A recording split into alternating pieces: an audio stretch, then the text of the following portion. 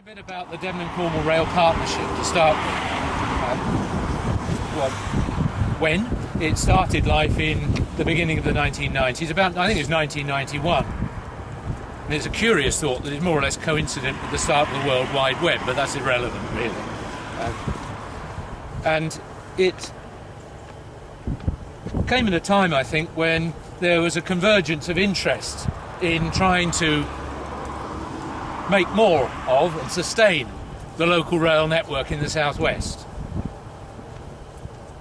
And that convergence of interest was by, not least, the two county councils, to start with Devon and Cornwall. They both got quite active transport sections, and they certainly supported moves that might be made to make what otherwise, of course, are loss-making services more viable by attracting more custom. That's a principal driver, really, for the county councils who've been important parts of the partnership from the start,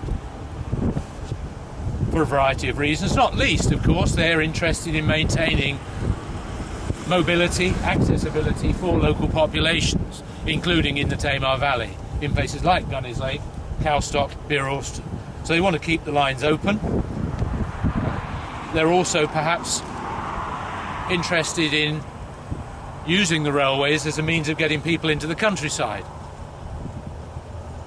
And in fact, that purpose was one that brought in, during the 1990s at least, what was then the Rural Development Commission, as well as the then Countryside Commission, became the Countryside Agency. So what that means really is that there have been some national support for the rail partnership in this area through those agencies. Countryside Agency are no longer in existence, and in fact we don't get funding from that source now. For the formative years, certainly through into the 21st century, Countryside Agency was also an important partner. They provided some funding. Since the origins of the rail partnership, also Plymouth City Council have been a contributor. Their main interest, obviously, is actually the Tamar Valley line, particularly. Also, very important, of course, the rail operator. Initially, it was in the public sector. The regional, you don't need to know the details particularly, but it was the regional railways, essentially, of the then British Rail, who also had, I think you could say, quite a number of individuals working for them that were wanting to see the railway used more effectively and more efficiently by perhaps providing a much more local focus for development of the local rail lines. So the rail operator itself, absolutely fundamental. More recently, of course, the privatised rail, it was Wessex Trains, and now it's First Great Western by the train operator.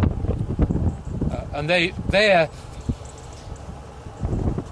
collaboration inevitably has been absolutely essential. But in turn, I think they get quite a good deal out of the rail partnership, and I'll say a bit more about what it does in a minute, with respect to providing marketing, etc. But I'll come back to that in a minute, what it does. I'm telling you just who the partners are. In fact, the partners for the whole rail partnership process end up as a very wide range of organisations, but the core funding is provided by the county councils. Plymouth City Council has been Countryside Agency, the railway itself now. There is also some money coming from the RDA, the South West Regional Development Agency, more recently. And the University of Plymouth, actually, in that it's had its base in the University of Plymouth, although it pays the costs that it imposes, like office costs and so forth, but rather unusual in that respect, in having one of these partnerships actually based in the geography department, albeit an outward-looking process. I suppose it's worth just summarising some of the ideals behind the rail partnership. Some I've already hinted at. One of them is undoubtedly to sustain local accessibility, local mobility with public transport for those places that are served by branch lines. Another one that I've hinted at, undoubtedly, is to try to provide access to the countryside for urban populations. And that's why coming up, a few of you, I just very briefly mentioned how one of the aims has been to, over the years, to try and get more people to use the railway to come out into the Tamar Valley from some of Plymouth's suburban stations, which are actually happen to serve relatively excluded, as the fashionable word is,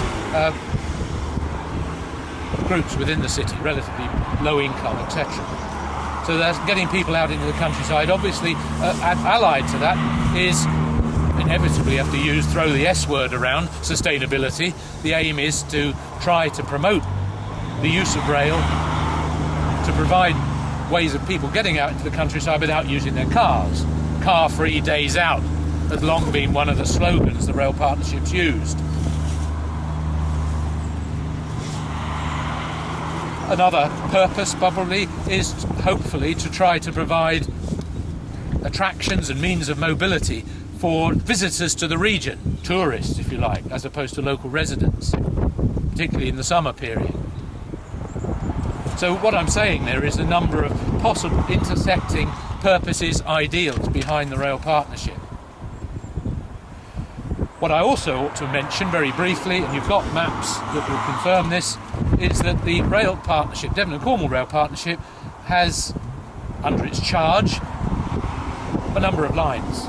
St Ives line, I mean you don't need to write this down because you've got literature that will explain it, but the branch line from St Earths to St Ives in the far west, the Cornwall, from Truro to Falmouth, from Parr to Newquay, the Lou Valley line from Liskeard to Lou, this one, Tamar Valley line, and of course your end of the country, the Tarka line up to Barnstable from Exeter. Those are the main branch lines that it's been focused on.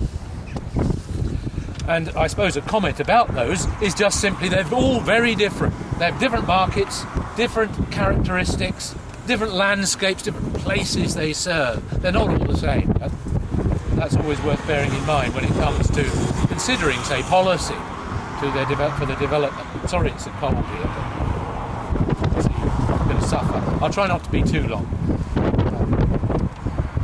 Well, how does it do its work, the rail partnership? You've got a brochure which says something working in partnership Devon and Cornwall. That can do the job much better than I can, especially on a cold Sunday afternoon in a windy spot in Gunnislake, in describing, outlining some of the work that the rail partnership has done over the years.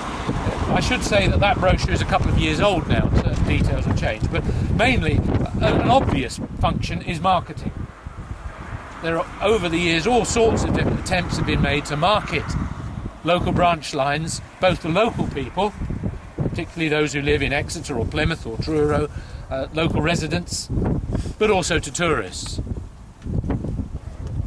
And that's done through all sorts of different approaches, including brochures, line guides, which are available in stations, including in network-wide promotions. And I've given you one of those great scenic railways of Devon and Cornwall, and that sort of literature tends to get pushed out further up the line, as they say, in Paddington and places like that, to alert people elsewhere in the country that there is a network of railways in the southwest that they might use if they come down here on holiday. There's all sorts of different public relations work that's done. Mundane things like press releases on a regular basis, advertising special offers, say, on the railway, or it might include people in the rail partnership dressing up as Edwardians, and you've got to do that sort of thing to get the TV or the radio or whatever to take any notice. So all sorts of PR, really. But the rail partnership has also been involved in literally, I suppose, taking that partnership role, connecting a range of different organisations and, quite importantly, from time to time, funding sources to stimulate, to catalyse, in collaboration with partners, a range of different improvements, including what we've just seen today. Actually, the Sunday railway service possibly might not have existed if it hadn't been for the rail partnership and its partners pushing for it.